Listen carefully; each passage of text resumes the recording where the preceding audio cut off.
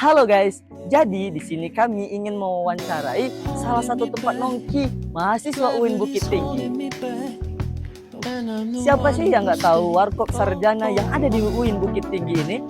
Warkop Sarjana merupakan tempat nongki mahasiswa UIN Bukit Tinggi.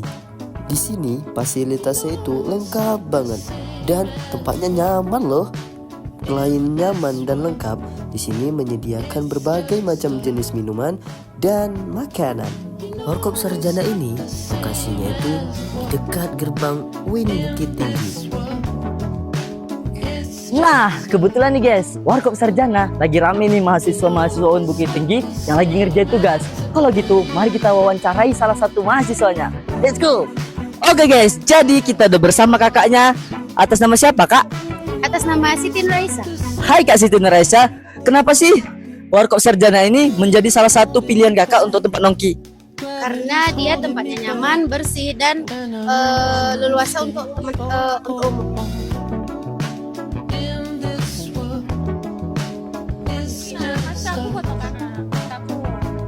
Kemudian apa sih fasilitas yang disediakan Warkop Sarjana ini?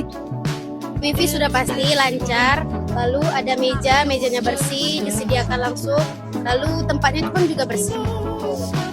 Oke guys, jadi gitu pendapat dari Kak Siti Nur. Oke guys, jadi langsung aja kita wawancarai ownernya. Di sini saya sudah bersama pendiri Warkop Sarjana. Mari kita tanya-tanya seputar Warkop Sarjana. Kalau boleh tahu, sejarah Warkop Sarjana ini gimana sih bang? Sejarahnya itu kami cuma ingin mengadakan sebuah tongkrongan yang memang khusus buat mahasiswa, dan targetnya bukan mahasiswa saja tapi dengan umum juga. Tapi kami mendominan kepada mahasiswa karena mereka membutuhkan tempat buat mengerjakan tugas, buat rapat atau segala macamnya. Terkait sejarah bang, ada lagi pertanyaan nih bang. Bagaimana sih struktur organisasi yang ada di Warkop Sarjana ini bang? Struktur organisasi sih kami tidak memiliki struktur organisasi ya, tapi ini atas pendirian pribadi gitu. Jadi di sini nggak ada gitu bang, kayak yang punya pendiri, ketua pendirinya gitu bang, atau owner utamanya, ownernya gitu bang? Ada. Jadi kalau buat owner itu memang buat ownernya belum di sini. Jadi di sini struktur organisasi ada, cuman nggak sebegitu lengkap lah ya bang. Ah, iya, iya. Jadi yang pertanyaan ketiga bang, bagaimana sih bang kegiatan operasional atau proses bisnis yang ada di toko ini? Kegiatannya seperti kafe pada umumnya sih kami. Jadi misalnya contohnya ada nggak penggunaan komputer gitu bang? Kalau komputer kami untuk menghitung pemasukan bulanan kami memakai komputer. Tapi kalau untuk harian kami masih manual. Nah ini masuk pertanyaan keempat nih bang. Berapa banyak produk yang dimiliki toko ini bang? Mungkin dari segi minuman, makanan yang ada tersedia di toko. Kalau makanan itu 5 atau 6 varian. Kalau minuman ada di 20 atau 25 macam jenis. Bagaimana sih bang cara pemalasan promosi toko ini bang? Apakah dengan pamflet kah, atau disebar luaskan banner-banner, atau mungkin kayak proposal gitu? Tidak bang, kami cuma menggunakan Instagram dan melalui dari oknum ke oknum gitu bang. Kemudian bang, apa keunggulan dari toko ini bang? Keunggulannya sih bang, kalau menu tuh kami menyamakan dengan kafe, menu-menu ala kafe gitu kan. Kalau tempat kami menyediakan fasilitas untuk sesuai lah buat mereka yang buat ngerjain tugas, buat nyantai, maupun buat rapat gitu kan bang. Jadi kami juga menyediakan wifi buat mereka yang ngerjain tugas gitu, atau mengerjakan yang lainnya.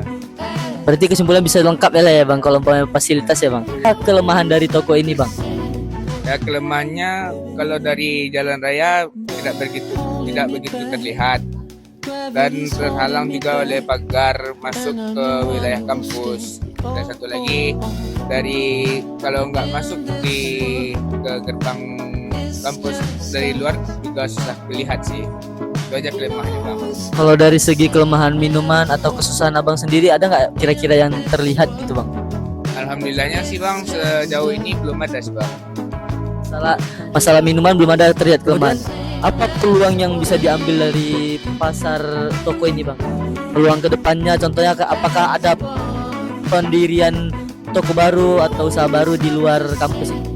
Ada bang, berkemungkinan kami untuk kedepannya kami ingin lebih melengkapi fasilitas di sini dan ingin melebihi membuka cabang di luar dari wilayah sini agar bisa lebih banyak dikenal oleh mahasiswa-mahasiswa, masyarakat umum dan bisnis lainnya buat depan yang Kemudian kira-kira apa sih ancaman yang abang rasakan sebagai pendiri toko ini bang? Kalau kami sih dari toko ini tidak menganggap itu ancaman, tapi itu kami menganggap sebuah tantangan aja sih, supaya produk kami tidak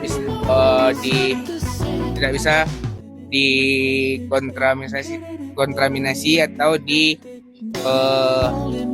ditiru gitu bang. Bang, apakah toko ini menggunakan alat-alat teknologi contohnya kayak tadi bang, komputer contohnya atau tablet dalam penghitungan pengeluaran pemasukan dana tersebut, ataukah ada di sini menggunakan produk-produk yang berbasis digital gitulah bang?